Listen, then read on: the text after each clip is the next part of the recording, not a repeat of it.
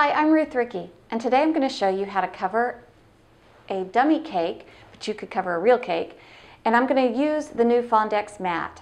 It is truly one of my favorite things that I've come across lately. The first thing you're going to notice is that it's huge. It's 30 by 30, so that's awesome. I can cover a really big cake. And I'm going to cover a 12-inch dummy today. I'm using spearmint green from the Elite line of FondX. I've kneaded it to get it soft, and that's because when it's been sitting in the package, you know, it kind of stiffens up a little bit. You want to get it soft and pliable so that it's going to be nice and stretchy when you go to roll out and cover your dummy. And you may notice I'm using the palm of my hand and I'm kind of flattening out a little bit. That's because this will save my shoulders and my back a little bit of the work. I don't have to roll out from a big wad. I can pull it out a little bit first, and that's going to cut down on how much I have to roll out. So I'm going to get a nice big kind of hamburger patty. That's going to help me to try to keep my shape later. And I'm going to look to see if it's about the size of the cake that I'm covering, and it's this thick, like a hamburger patty, then when I roll it all out, usually it will cover the sides with no problem whatsoever. And that's kind of my little rule of thumb, my little trick that I do. When you go to roll, it's sometimes easiest to push away from yourself. And so I'm just going to keep pushing. I can put down a little bit of powdered sugar.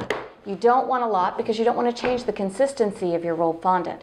But I'm just going to put down a little, and I can turn it and rotate it so that I can always be pushing and getting a good angle on things. Of course, because this mat is easy to pick up and move, I could just turn the mat if I wanted to. Now, there's several ways that you could move the fondant onto your cake. You can lift it up like a big pizza and put it on top. You can use your rolling pin as a mat and lift it up and slide it on. Or you can use your FondX mat to lift it because it will stick to the fondant and use it as a helper in the meantime. So I'm going to take the mat and move it over, and then I'm going to carefully lift and drape it over the cake. Now, while it's still attached to the mat, I can adjust and make sure that I've got it lined up where I want it to be so that I'm going to have coverage on all of my sides. And now I'm just going to gently peel back my mat. And this leaves you with the pretty underside. So now I'm going to start, I usually start away from myself, and I'm gently pulling out and down at the same time. I've covered this dummy with a little bit of water just to help it adhere. Of course, if I was doing a real cake, I would have had a layer of buttercream. At least that's what we use at our shop. And so I'm trying to be very gentle to not leave lines up here on the top. I'm just pulling away from myself, pulling out and down, out and down. It is always, for some reason, much easier to work away from your body like I'm doing. And so as I start to get over to this side, what do I have to do? Turn my mat.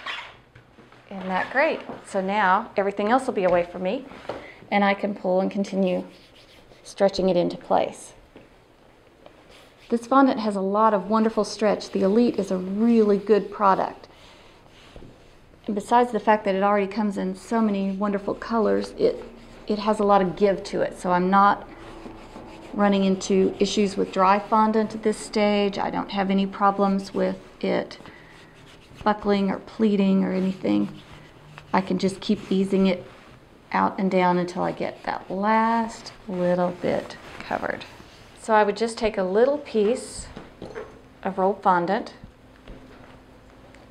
knead it until it was soft again, and then I can come back and polish the edges. And what that is going to do is it's going to break off all the little sugar crystals, and so it's going to have a really smooth satin finish to it. It's starting to get smooth and satiny here, so all I'm going to do is re-knead it, get to another fresh spot, and I can begin to polish away any imperfections and get a really smooth satiny finish on and surface on my cake.